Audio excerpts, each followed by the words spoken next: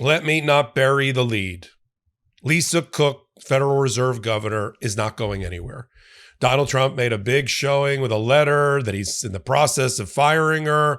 He's firing her for cause because of allegations made by his buddy and Trump donor, Bill Pulte, who runs a mortgage institution I'll talk about later, made an allegation, which was choreographed with the Department of Justice and Trump, against Lisa Cook, the only Black woman governor on the Board of Governors for the Federal Reserve in history, claiming that she committed mortgage fraud, just as Bill Pulte made an allegation against Letitia James, another powerful Black woman who went after Donald Trump as the New York Attorney General.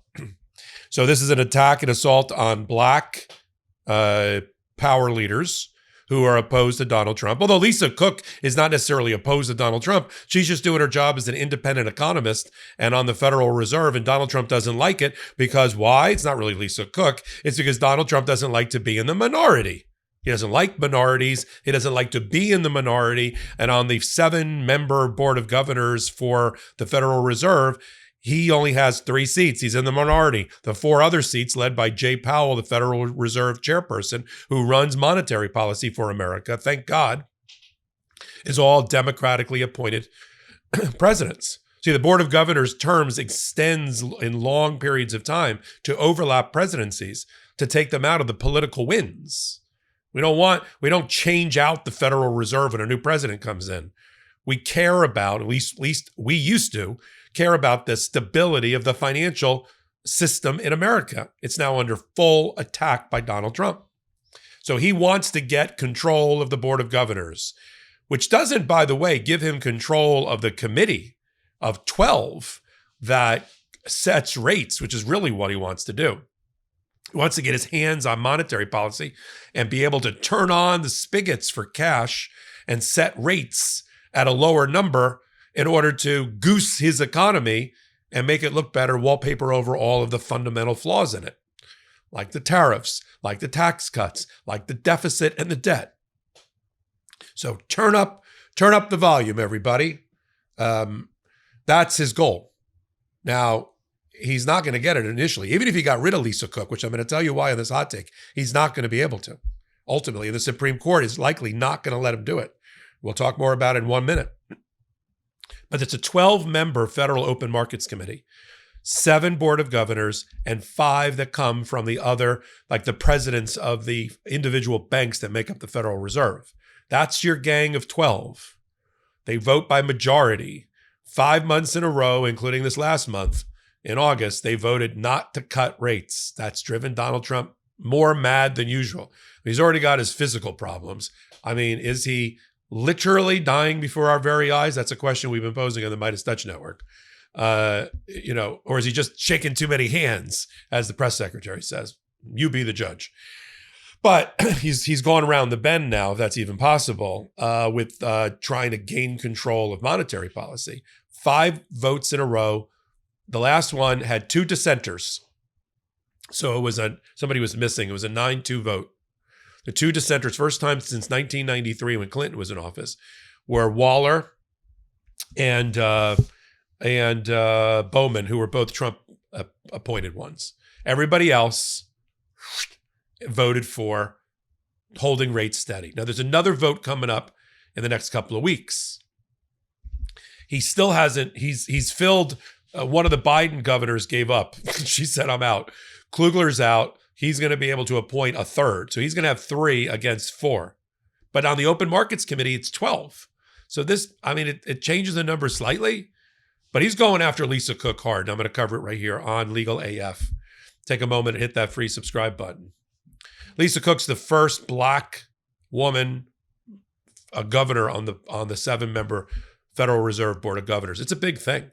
She's an economist. She's got a PhD. She's got several masters. She was a Marshall Scholar. I mean, super bright, super bright. And she's in her chair, get this, until 2038. 2038. So Donald Trump claiming, I've lost trust and confidence in you because of allegations of mortgage fraud in your personal life, is not going to do it. Let's look at that carefully. Where'd that come from? Bill Pulte. Who's Bill Pulte? He's the Nepo baby of Pulte Homes, Some people might be living in a Pulte home that was built somewhere in the Southeast. Philanthropist, because, I don't know, he hit 40 and his daddy left him a lot of money. Trump loves that. That sounds familiar to him, his life story. So Bill Pulte will put up a photo. The only guy I've ever seen that has a tie even longer than Donald Trump. He's like trying to out-tie Donald Trump. He gets into the administration as having no mortgage background other than selling homes, to become the head of the Fannie Mae and Freddie Mac, which are the two quasi-private public entities that help the mortgage market by making sure there's enough funds and free-flowing funds through the mortgage market to encourage banks to make loans. That's the goal. So they do a lot of different things. They take loans off the bank's books and they put them in packages and sell them as securities. You can buy it's called a shelf of securitized assets, in this case mortgages, mortgage-backed securities it's called, that are created by and backed by Fannie Mae and Freddie Mac. That's what he runs. And by taking the debt off the books of the bank and turning them into an asset, it gives them more cash, better debt to loan ratio, or loan to deposit ratio at the bank. They can make more loans, and that's how the system is supposed to operate. In his spare time on social media and in other places, he goes after Democratic leaders, especially black ones, and accuses them of mortgage fraud. So this is the new lawfare. You accuse Adam Schiff of mortgage fraud. You accuse Letitia James, the African-American leader of the New York Attorney General's office that got a $500 million civil fraud judgment against Donald Trump. You go after Lisa Cook, the black woman Federal Reserve governor, claiming that they are committing mortgage fraud because they got a lower interest rate because they claimed more than one home as being their primary home, or their multifamily investment has too many families in the multifamily, or some other ridiculousness. Is it a crime? I mean, potentially, if it were proven beyond a reasonable doubt after a court of law. But Donald Trump then this is the choreography. They tell Pulte, look in your books and examine the mortgages. Okay. That's not really his job, by the way. He's not a inspector general about mortgages. I told you what the job of what that position is. But he looks at the mortgages. He's, the fraud was committed. This is not the primary residence for the person. 30-year jail term. And then they start the campaign, the social media campaign. Bill Pulte says, Lisa Cook should leave. Adam Schiff should leave. Letitia James should leave. And then Pam Bondi opens up a federal criminal probe against them. And then Donald Trump picks up with it and says, I've lost confidence in these people. They all should go. Except the problem with that is, for the federal board of governors, you can't just go. President can only remove a board of governors, so says the Supreme Court, as recently as May.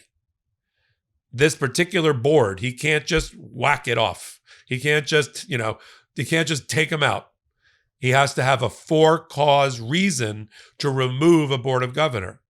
Now, that's in contrast to these other boards and agencies that I've been talking a lot about since Trump got in office, like the National Labor Relations Board and the Merit Service Protection Board, or Systems Protection Board, and all these other agencies and board. They're different.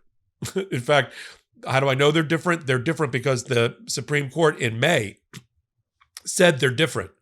They said the Federal Reserve is similar to our first bank and second bank of the United States back in the 17 and 1800s, and we're going to give them a protection. That was a gratuitous protection for the Federal Reserve to stop Donald Trump from firing, because he's been talking about firing Jay Powell and the members of the Federal Reserve forever and taking it over. And the Supreme Court was like, well, we're talking about the National Labor Relations Board and Gwen Wilcox, but while we're at it, we better back Trump off on the Federal Reserve. So they put in this May order about Wilcox, back off on the Federal Reserve. You got to have cause. Now that means we now have to spend time learning what cause is, for cause reason.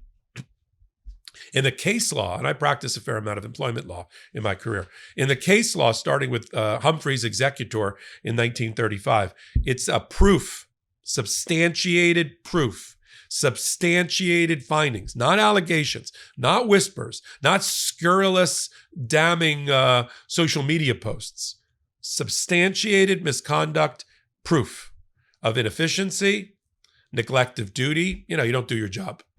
malfeasance in office or like a bad act, crime, could be fraud, but not an allegation. She gets to prove her case. You can't just whisper fraud and then fire the person and they have no place to go for remediation. They do. So Lisa Cook apparently bought a couple of pieces of property a few years ago, one in Michigan and one in Georgia. She may or may not have claimed that one or both were her actual primary residence and got a lower rate as a result. Now, look, in the same year, you could, especially after you got the job, you could make a move during the year and flip it. And one became the primary. Now, do you need to report that to the bank and let them jack up your rate? I don't know. It depends on your loan terms. I really don't know. Is that a crime punishable by 30 years in prison, as Bill Pulte said? Bill Pulte should be in prison for 30 years, obviously. I defy Bill Pulte to tell me one Republican who he's attacking this way. And you're telling me Republicans don't commit this type of mortgage fraud? Come on. So, and there's none. We don't have to take much time out of this hot take. And secondly, tell me one person in the last 30, 50 years who's been convicted of this particular act of mortgage inconsistency and sent to jail for 30 years. None. Okay. It's just being used as a ruse. Donald Trump wants to get rid of Lisa Cook because she doesn't agree with him on policy. And that's the thing he can't use to get rid of her. So they conjured up, manufactured these mortgage fraud allegations, and now they're trying to get rid of her. So what's going to happen next? She's represented by Abbe Lowell, great lawyer. Abbe Lowell also represents Letitia James, the New York Attorney General, on a similar allegation. And he's going to take it to court. That's why a lot of the headlines are like, he fired her. And a lot of others said he took steps to fire her. Right. Because he can send her the letter, but she's not going anywhere. And she's staying in her job. He keeps saying, I lost trust and confidence in you. That's not enough. That's not a thing for for-cause termination. So it will go. I think they'll file the case. I mean, they could file it in Georgia or Michigan where she has homes, but I think they'll file it in D.C. They'll get a D.C. district court judge, federal district court judge. My guess is she's going to win. It'll go up to the federal court 3-judge panel in D.C., if that's where we are. As long as the two Trumpers don't get together again, Judge Rayo and Judge Katsas, we should be fine. There'll be a good ruling in her favor. And then the loser is going to go up to the United States Supreme Court on some sort of emergency application, which will probably land on their desk right before the term reopens for the Supreme Court, first Monday in October, sometime in late September, something like that. And then the Supreme Court's going to have to, once and for all, they almost got there with these last set of rulings. They had a case in 2020 called Celia Law. They had a case in May, I just told you about, involving Gwen Wilcox. But they didn't quite define what for cause means in the context of like a Federal Reserve Board of Governors. And I can tell you I'll just give you my own impression. It's not going to require like an actual conviction. It's not going to require an actual like getting to a jury trial or a judge adjudicating her committed mortgage fraud. I think it can be less than that. But it can't just be Bill Pulte pulling it out of his ass because he's been instructed to do that and go after Black power leaders and women particularly by Donald Trump and others. That's not going to be enough. So the court's going to have to define what substantiated proof of misconduct is. A quibble over, is that your primary residence or isn't it? I'm not sure that rises the level. They may even go so far, the Supreme Court, to say the malfeasance or the misconduct really needs to be on the job as a Federal Reserve governor, not what she did allegedly in her private life, although there's limits on that too. I mean, if somebody committed murder, I'm not sure I want them on the Board of Governors, although it doesn't directly impact their lives. So we're going to continue to follow all of it right here and on Legal AF Substack, where I can do kind of live, immediate reporting. Like as soon as I get the complaint, boom, I can pull 2,000, 3,000 people together on a Substack live, which is what we've been doing every day, twice a day now, and report on all of that.